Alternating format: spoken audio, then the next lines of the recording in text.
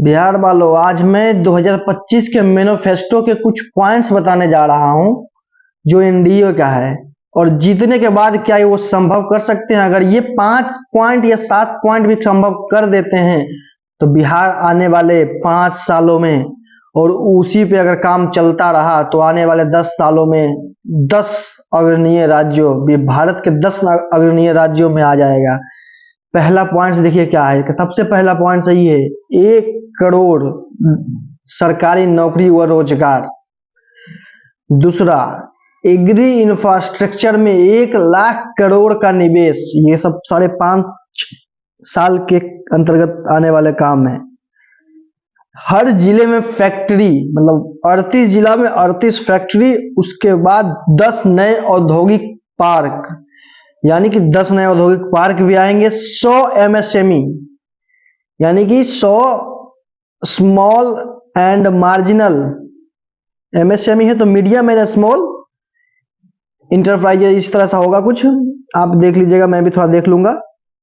और ये सारे पॉइंट्स हैं, और बाकी के 24 पॉइंट्स है लगभग, उसको मैं एक एक करके आपको मैं बता देना चाहता हूं। और ये सारे चीजें आपको स्क्रीन पे चलते हुए दिख जाएगी।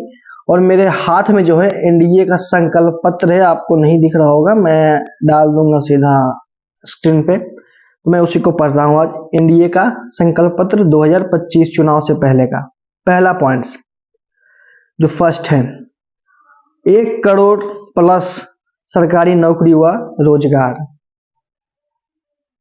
दूसरा पॉइंट है, हर जिले में स्किल, मेगा स्किल सेंटर। मतलब कि जो बिहार के लोग रहेंगे जिनको स्किल्स नहीं रहेंगे, उनमें उनको स्किल्स देकर के रोजगार देने के काम करेंगे। ये बहुत अच्छा पॉइंट है। हर जिले में 38 जिले में 38 मेगा स्किल सेंटर होने चाहिए। अगला जो पॉइंट है, बिहार स्पोर्ट्स सिटी व प्रमंडलों में खेल के लिए सेंटर ऑफ एक्सीलेंस। प्रमंडलों में ये ध्यान दीजिएगा कि मेगा बिहार में स्पोर्ट्स सिटी व प्रमंडलों में खेलों के लिए सेंटर ऑफ एक्सीलेंस। हर एक प्रमंडल में सेंटर ऑफ एक्सीलेंस, मतलब कि मैं डाल दूंगा कि बिहार में कितने प्रमंडल है, अभी ध्यान में नहीं आ रहा है। और इसके अगले पॉइंट से, हर जिले में फैक्ट्री व 10 नए औद्योगिक पार्क का निर्माण। तो हर जिले में 38 फैक्ट्री होनी चाहिए। उसके बाद 10 नए औद्योगिक पार्क, मतलब कि बड़े उद्योग का 10 पार्क होने चाहिए, जहां सिर्फ उद्योग ही उद्योग होंगे, बड़े बड़े उद्योग होंगे वहां पे 10, जो भी हो, जिस टाइप का उद्योग हो। तो बिहार वाले, आप सबने वोट दिया है और 200 प्लस सीटें उनको जिताया है, तो आप सबका ये दायित्व तो बनता है, आप सब पे ही है कि भाई अब बिहार वाले अगर के वोट के बाद सरकारें काम नहीं करती है तो आप सरकार से काम मांगिए। अगर काम नहीं करती है तो आपके पास ऑप्शंस बहुत बड़े दिए गए हैं। आप ये जानिए कि मात्र प्रशांत किशोर सर जी के मात्र आ जाने, जनसुराज पार्टी के मात्र आ जाने से बस 4% वोट उन्होंने लिया है। और 4% वोट पाकर भी उस पार्टी ने इतना तो कर दिया है कि बिहार में एनडीए का मैनिफेस्टो में बस औद्योगिक क्रांति दिख रही है, और शिक्षा और रोजगार पे बातें हो रही है। तो अगर ये 5 साल में ये सरकारें ये सारी चीज कम से कम 60% तो करना चाहिए, तभी पास अच्छा समझा जाएगा। तब उनको एनडीए को जिताइए, आप कोई दिक्कत नहीं है, क्योंकि काम कोई भी करना चाहिए, बिहार का विकास होना चाहिए बस। लेकिन आप देख लीजिए कि अगले पॉइंट्स क्या है। ये तो मैं बोला 100 एमएसएमई पार्क व 50,000 से अधिक कुटीर उद्योग, मतलब 100 MSME park, medium and small, इस तरह से ये पार्क होते हैं। मतलब इस पार्क में लगभग जैसे कि 5,000 से अधिक कुटीर उद्योग दिया गया है। तो 100 एमएसएमई पार्क, मतलब बिहार में 38 जिले हैं, तो 38 जिले में मतलब 40 गुना 80 कर सकते हैं 38 से। तो मतलब छोटे जिले में 2 एमएसएमई पार्क और बड़े जिले में 3 एमएसएमई पार्क, मतलब हर जिले में कम से कम 2 एमएसएमई पार्क होने चाहिए। उसमें एक एमएसएमई पार्क में 500 से अधिक, लगभग 500 कुटीर उद्योग होने चाहिए, क्योंकि 50,000 है तो आप डिवाइड करेंगे 100 से तो 500 के समथिंग आएगा। अगले पॉइंट्स हैं इसके, defence corridor semiconductor manufacturing park स्थापित करेंगे। मतलब जो पार्क होंगे कुछ, जो आप इंडस्ट्रियल पार्क, जो मैं एमएसएमई पार्क हो गए, औद्योगिक पार्क हो गए, फैक्ट्री हो गए, तो उसमें क्या क्या, उसमें मतलब यही दिया गया कि किस टाइप के यहाँ पे इंडस्ट्रीज पार्क लग सकते हैं। तो डिफेंस कॉरिडोर है, सेमीकंडक्टर और मैन्युफैक्चरिंग के पार्क की बात हो रही है। और अगले पॉइंट से यहाँ पे कि महिला रोजगार योजना से महिलाओं को 2 लाख तक की सहायता राशि, 2 लाख तक की सहायता राशि महिलाओं को दी। ये तो बातें हो गई, जिसके लिए 10,000 रुपया एडवांस में मिल गया है। ये तो मिलना ही चाहिए, क्योंकि महिलाओं ने वोट किया है बढ़ चढ़कर। महिलाओं ने क्या, बहुत लोगों ने वोट किया है बढ़ चढ़कर। अगली जो बात है, 1 करोड़ महिलाएं बनेगी लखपति दीदी। मतलब वही जो लगभग 1,21,00,000 महिलाओं को 10,000 रुपया दिया गया, उसी हिसाब से करें 1 करोड़ महिलाएं बनेंगी लखपति। वही 2-2 लाख रुपए दिए लखपति दीदी 1 करोड़ महिलाओं को बोला जा रहा है। महिलाएं ध्यान दीजिएगा इस पे, 1 करोड़ महिलाएं बनेंगी लखपति दीदी। अगर आपको 2-2 लाख रुपया नहीं मिलता है तो अगले सरकार आपको ऑप्शन देंगी लोन के लिए, और 2 से 5 लाख तक का लोन की बात अगले सरकार कर रही है, जो अच्छे ऑप्शन है आपके पास जनसुराज का। अगले जो है, मिशन करोड़पति के माध्यम से महिला उद्यमी बनेगी करोड़पति। मतलब मिशन करोड़पति में भी महिलाओं को योगदान दिया जाएगा, उनका भी भागीदारी बनाया जाएगा, और करोड़पति बनने की बात महिलाओं की जाएगी। तो इसमें तक संख्या नहीं निर्धारित है, लेकिन कुछ महिलाएं तो होनी चाहिए। अगर तो 10% तो महिलाएं होनी चाहिए, महिला आप ध्यान दीजिएगा। अगले जो पॉइंट्स हैं, किसान सम्मान निधि जो 6,000 किसानों को मिल रहा था, वो खुशी खबरी है कि 9,000 मिलेंगे, 3,000, 2,000 जो मिल रहे थे महीने, 3 महीने में एक बार, 4 महीने मिल रहे होंगे, 4 महीने में वो 3,000 मिलेंगे 4 महीने में। अगले जो है, मत्स्य पालकों को 4500 से बढ़ाकर 9,000 की सहायता राशि। उसके अगले जो पॉइंट्स है, किसान भाई आप सब ध्यान दीजिएगा, अगर अच्छी बात की गई है आप सबके लिए। एमएसपी की गारंटी सभी फसलों पर, लगभग सेंट्रल ही 22-23 फसलों पे देती है एमएसपी की गारंटी, लेकिन एनडीए के घोषणा पत्र में है, गलती से छप गया, कौन छापा पता नहीं, लेकिन सभी फसलों पे एमएसपी की गारंटी करें। एमएसपी नहीं देती है तो किसान भाई आप सभी जागरूक रहे, तभी आपका काम होगा। अगले जो पॉइंट है, सबसे बड़ा एग्रीकल्चर के लिए, एग्री इंफ्रास्ट्रक्चर में 1 लाख करोड़ का निवेश एग्री इंफ्रास्ट्रक्चर में। मतलब आप देख सकते हैं कि चीनी मिल की बातें शुरू हो गई है, तो वो भी एग्री इंफ्रास्ट्रक्चर में आ जाएगा। मतलब एग्रीकल्चर रिलेटेड जो भी इंफ्रास्ट्रक्चर बनेंगे, जैसे एग्रीकल्चर रिलेटेड फैक्ट्री हो गई, चीनी मिल वगैरह, यही सब, जूट मिल, गन्ना मिल, और जैसे कि जूस की फैक्ट्री आ रही है, टोमेटो केचप की फैक्ट्री आ रही है, सब फूड प्रोसेसिंग इंडस्ट्रीज हो गई, उसमें आप कह सकते हैं कि एग्री इंफ्रास्ट्रक्चर में 1 लाख करोड़ तक का निवेश 5 साल के अंदर होने चाहिए। अगले जो पॉइंट्स हैं, हर अनुमंडल में एससी वर्ग के विद्यार्थियों के लिए आवासीय विद्यालय।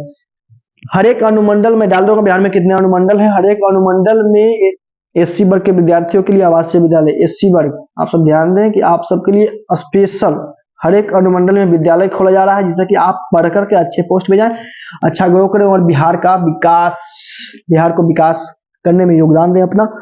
और अगले जो पॉइंट्स है, इसके उच्च शिक्षण संस्थानों में अध्ययनरत सभी अनुसूचित जाति वर्ग के विद्यार्थियों के लिए 2,000 रुपया प्रति माह।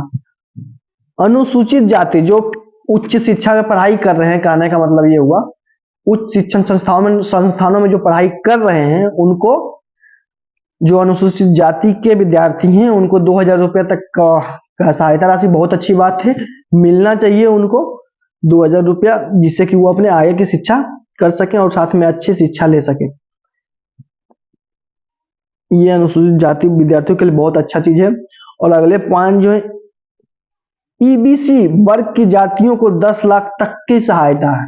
ईबीसी में जो लोग आते हैं वो ध्यान दें थोड़ा सा कि गवर्नमेंट आप सबके लिए स्पेशल ट्रीटमेंट लाई है, और आपको आगे लाने के लिए 10 लाख रुपए तक की सहायता राशि दे रही है, जिससे कि आप बिजनेस व्यापार कर सके। लेकिन जितने भी पैसे गवर्नमेंट दे रही है, तो गवर्नमेंट एक अच्छा पॉइंट्स, इसमें दूसरा पॉइंट्स मैंने बताया था, हर जिले में मेगा स्किल सेंटर जो है, तो युवाओं को स्किल दे करके, जो महिला हो युवा हो जो भी डमी बनना चाहते हो, जिस क्षेत्र में बनना चाहते हो, तो उसके लिए स्किल्स के साथ अगर पैसे दिए जाए, इन्वेस्ट किए जाए, तो बिहार में बहुत बड़ा क्रांति आ सकता है औद्योगिक और उससे।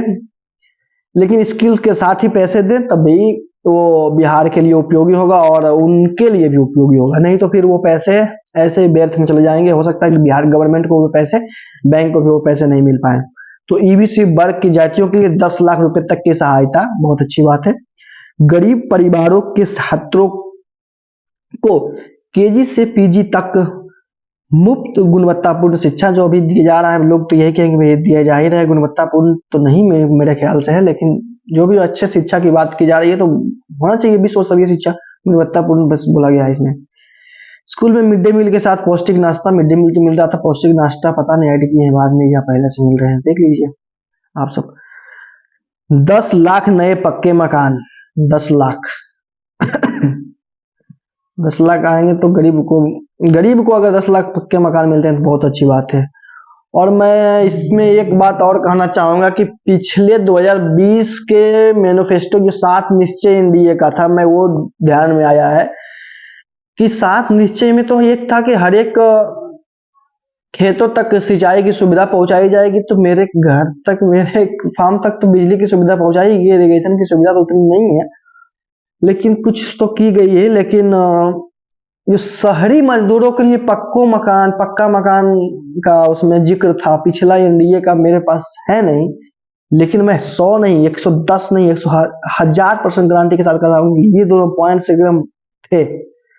और गरीब के लिए ना कुछ ज्यादा ही याद रहता है। और मेरा ये फर्स्ट मुद्दा ये कि अगर सरकार को ध्यान देना चाहिए, जो पहले फुटपाथ पे रहने वाले और जो भीख मांग कर खाने वाले, जीवन यापन करने वाले, उनके बारे में भी सोचना चाहिए, क्योंकि उनके पास कोई आधार कार्ड, कोई पैन कार्ड, कोई जाति, कोई ये नहीं है, बस वो अपना जीवन किसी तरह यापन कर रहे हैं। और उनको अगर स्किल्स, एजुकेशन और अच्छे मकान, रहने का खाना पीना दिया जाए तो वो भी भारत के डेवलपमेंट में योगदान कर सकते हैं। लोग कहेंगे कि इतनी बड़ी जनसंख्या है तो उनको क्यों इतना बड़ा ट्रीटमेंट दिया जाए, अरे भाई वो भी भारत के ही हैं, यहीं पे पैदा लिए हैं, और उनके बारे में भी सोचना भारत सरकार की जिम्मेदारी बनती है। और एक खान सर की बात याद आ रही है मेरे को कि बोले थे कि जनसंख्या जो है ना, आपको एक 25 खराब ट्रक दे दिया जाए ना तो आप उसे चलाने में आपका दिमाग खराब हो जाएगा, आप उसे बेचने की सोचोगे कि ये भाई माथा का बोझ है, मेरा माथा का दर्द है। लेकिन वही 25 अच्छे ट्रक दे दिए जाए ना नए, तो उसकी आमदनी आपकी बढ़ जाएगी। तो मतलब आप अपनी जनसंख्या को एजुकेटेड करके, स्किल्ड करके, उससे आप फायदा ले सकते हैं, और आप अपना एक्सपोर्ट बढ़ा सकते हैं और देश की जीडीपी में योगदान कर सकते हैं। तो जनसंख्या कोई बोझ नहीं है, उसका यूज करने के लिए आना चाहिए गवर्नमेंट को। तो गवर्नमेंट तो बस अपने वोट के लिए यूज करती है, क्यों यूज करेगी। अगले जो पॉइंट्स हैं आपके, 50 लाख पक्के मकान थे, ये होने चाहिए, तो मेरे को चाहिए भाई 50 लाख पक्के मकान। और शहरी मजदूरों, शहरी गरीब के लिए जो बोला गया था 2020 में, उसका भी जवाब मैं मांगूंगा सरकार से, ये भी इसलिए मैं बोला था ये बात को बीच में। और उसके बाद है मुफ्त राशन, बोलेंगे मिल रहा है, 125 यूनिट मुफ्त बिजली, सामाजिक सुरक्षा पेंशन। सामाजिक सुरक्षा पेंशन वही जो 1100 किया गया है वृद्धाओं, विकलांगों और विधवाओं को, जो वृद्ध लोग हैं उनको भी। तो ये सारी चीजें हैं। और अगले जो पॉइंट्स हैं, 5000 करोड़ से जिला के प्रमुख स्कूलों का कायाकल्प करेंगे, मतलब 5000 करोड़ का वो डिस्ट्रिक्ट, जो अच्छे स्कूल है डिस्ट्रिक्ट में, उनको बनाने का, अच्छे मॉडर्न तरीके से चलाने की बात करें। और सबसे अच्छी बात है कि बिहार में जो है एक भी एक्सप्रेसवे नहीं है। इस बार एनडीए ने लगभग क्या 7 एक्सप्रेसवे व 3600 किलोमीटर रेल ट्रैक का आधुनिकीकरण का बात किया है। 7 एक्सप्रेसवे आना चाहिए बिहार में। अगले जो है पॉइंट्स बहुत अच्छे हैं, विश्व स्तरीय मेडिसिटी है। मैं तो बिहार की क्या बात करूं, गुजरात का भी मेडिकल मेडी सिटी का हाल देख चुका हूँ, अहमदाबाद का ही, दूसरा क्या बोलूँ, छोड़ो, उससे बात नहीं करूंगा। लेकिन विश्व स्तरीय दिया है तो मैं इस पे तो चर्चा करूंगा कि विश्व स्तरीय क्या होता है मेडी सिटी। और हर जिले में मेडिकल कॉलेज का निर्माण, 38 जिले हैं भाई, 2 पुलिसिया जिला 40। तो मैं तो मान के चलूंगा कि बिहार में 38 मेडिकल कॉलेज खुलने चाहिए। अभी कितने हैं पता नहीं, मैं देख करके स्क्रीन पे लगा दूंगा। अगले जो है माता जानकी के लिए बहुत अच्छा है। माँ जानकी की जन्म स्थली का विश्व स्तरीय आध्यात्मिक नगरी सीतापुरम के नाम से होगा विकास। बिहार में एक नई नगरी बसने जा रही है सीतापुरम के नाम से, जो माँ जानकी के जन्मभूमि है और वहां माँ जानकी की जन्मस्थली है, जहां पे विश्व स्तरीय आध्यात्मिक नगरी का उद्घोष किया है एनडीए ने। और ये बातें भी बिहार को बहुत बड़ी बनाने में योगदान करेगी, बिहार को बहुत बड़ा बनाने में योगदान करेगा। और इसका विकास सीतापुरम के नाम से होगा, जय मां जानकी। और अगले जो पॉइंट्स, लास्ट पॉइंट है इसमें जो है, पटना, दरभंगा, पूर्णिया, भागलपुर में अंतरराष्ट्रीय एयरपोर्ट एवं 4 शहरों में मेट्रो। पटने में तो हो गए हैं मेट्रो, लेकिन अंतरराष्ट्रीय एयरपोर्ट शायद नहीं है। तो पटना में अंतरराष्ट्रीय एयरपोर्ट की बात की है। पटना मेट्रो भी चालू हो गए हैं। और बाकी ये 3 सिटी का नाम लिया गया है, दरभंगा, पूर्णिया, भागलपुर। तो मैं बताना चाहूंगा भाई, आप सब से पूछना चाहूंगा, सॉरी, कि क्या कहते हैं कि इतने काम हो जाएंगे तो कैसा रहेगा बिहार के लिए। और मैं कुछ पॉइंट्स गिना देता हूं। अगर ये भी किए जाए ना, बिहार में रोजगार और पलायन ही बहुत ज्यादा मुद्दा है, तो इस पे काम किया जाए, एजुकेशन पे काम किया जाए, बाकी सब बहुत बढ़िया है बिहार के लिए। तो पहला पॉइंट इसमें होना चाहिए, जो 100 में 100% होना ही चाहिए, 1 करोड़ प्लस सरकारी नौकरी व रोजगार, हर जिले में मेगा स्किल सेंटर, हर जिले में फैक्ट्री व 10 औद्योगिक पार्क का निर्माण, 100 एमएसएमई पार्क व 50,000 से अधिक कुटीर उद्योग।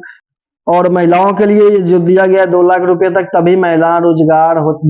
1 करोड़ महिलाओं को घर बैठे रोजगार, स्वरोजगार मिल सकता है। स्वरोजगार के लिए दिया गया है 1 करोड़ में महिलाओं के लिए। तो 2 लाख तक की सहायता राशि में महिलाओं को मिलना चाहिए, जिससे कि कम से कम 1 करोड़ परिवार की गरीबी तो दूर हो बिहार में। और अगले जो मिशन है वो सब हो चाहे ना हो, अगला जो है क्या, एग्री इंफ्रास्ट्रक्चर में 1 लाख करोड़ का निवेश भी होना बहुत जरूरी है बिहार में। और आवासीय विद्यालय भी बहुत जरूरी है, जो सरकार ने घोषणा किया है कि हर अनुमंडल में एससी वर्ग के विद्यार्थियों के लिए है, तो वो भी विद्यालय होना चाहिए, किसी के लिए अच्छा ही होगा। एबीसी वर्ग की जातियों के लिए 10 लाख तक की सहायता राशि, क्योंकि एबीसी वर्ग की जितनी भी जातियां हैं, उनकी अगर स्थिति घर की सुधरती है तो भाई बिहार की स्थिति भी सुधरेगी। ये भी होना जरूरी है, बहुत अच्छा। बाकी मुफ्त गुणवत्तापूर्ण गरीब परिवारों को शिक्षा की व्यवस्था हो जाए, बहुत अच्छा बात है। शिक्षा तो सुधरना ही चाहिए। बाकी इसमें नहीं जाऊंगा। 50 लाख गरीबों को नए पक्के मकान मिलना चाहिए, बाकी कुछ दे चाहे ना दे सरकार। बाकी 7 एक्सप्रेसवे होने चाहिए, विश्व स्तरीय मेडिसिटी और हर जिले में मेडिकल कॉलेज। ये तो भाई एजुकेशन पे सवाल है, तो एजुकेशन वाला तो होना ही चाहिए। और एक आध्यात्मिक, विश्व स्तरीय आध्यात्मिक नगरी के रूप में तो सीतापुरम भी उभरने चाहिए, क्योंकि माँ जानकी का मंदिर का उद्घाटन देखिए 30 में ही होना चाहिए। और ये जो 4 शहर, पटना, दरभंगा, पूर्णिया और भागलपुर में अंतरराष्ट्रीय एयरपोर्ट और 4 नए शहरों में मेट्रो का उद्घोष है, ये भी हमारे इंफ्रास्ट्रक्चर को मजबूत करेगा। और बिहार के इंफ्रास्ट्रक्चर मजबूत होने से बिहार के लोगों को सहायता मिलेगी और इंपोर्ट एक्सपोर्ट में काम आ सकता है। तो आपको ये सारे जो पॉइंट है मैंने लास्ट में बताए गए, जो भी हो 6, 7, 8 पॉइंट जितने भी हो, इस पे काम किया जाए तो इतना ही काम अगर गवर्नमेंट कर दी तो फिर से आप एनडीए को वोट दीजिए, एनडीए को जिताइए और बिहार में विकास लाइए। लेकिन अगर 5 साल में ये सारे काम जो लास्ट पॉइंट्स में मैंने नहीं गिनाया है, तो आपके पास एक बहुत अच्छा मौका है होगा 2030 में कि आपके पास एक जनसुराज नाम की एक पार्टी बनी, जिसके सूत्रधार प्रशांत किशोर जी हैं। उन्होंने बात बहुत अच्छी अच्छी कही है। रोजगार और पलायन और शिक्षा पे बात की है, तो 2 ही पॉइंट है, और ऐसा नहीं कि वो सिर्फ बोल रहे हैं कि मैं बिहार में रोजगार कैसे दूंगा, वो बता भी रहे हैं कि बिहार में वो रोजगार कैसे देंगे। इस पे मैं वीडियो बना चुका हूँ, मेरे चैनल पे आपको मिल जाएंगे, और एजुकेशन सुधारने का भी वो सिस्टम बताए हैं। ये दोनों पॉइंट्स मैंने एक ही वीडियो में कवर किया है, शायद इसके पिछले ही वीडियो में आपको मिल जाएगा, तो आप जाकर देख सकते हैं कि बिहार में एजुकेशन सिस्टम सुधारने की बात, और बिहार को 5 साल के अंदर माइग्रेशन जो है, पलायन जो है, जो मजबूरी में किया जा रहा है, उसे रोकने की बात प्रशांत किशोर जी ने किस पॉइंट्स पे किस तरह से, मतलब क्या करेंगे बिहार में, क्या सुधार बिहार में लाएंगे जिससे कि बिहार में पलायन रुक सके, बिहार का पलायन रुक सके, बिहार के लोग बिहार में ही काम करें, बिहार मजबूरी में बिहार के लोग 10 से 15 हजार रुपए के लिए बिहार से बाहर ना जाए। तो आपके पास 2030 में बहुत अच्छा मौका रहेगा। अगर ये सरकारें इतनी काम नहीं कर पाती है बिहार के पलायन को रोकने के लिए और एजुकेशन को सुधारने के लिए, तो आपके पास जनसुराज एक बहुत बड़ा मौका है, जो होगा 2030 में। अगर 30 में इतने काम अगर लास्ट पॉइंट में वाले कर देते हैं तो एनडीए को जिताइए। तो मैं आप सबसे विदा करना चाहूंगा। मेरा नाम प्रहलाद कुमार हुआ, मैं हूँ बिहार से, मेरा एजुकेशन हुआ बीएससी एग्रीकल्चर। तो जय हिंद, जय बिहार, जय जय बिहार।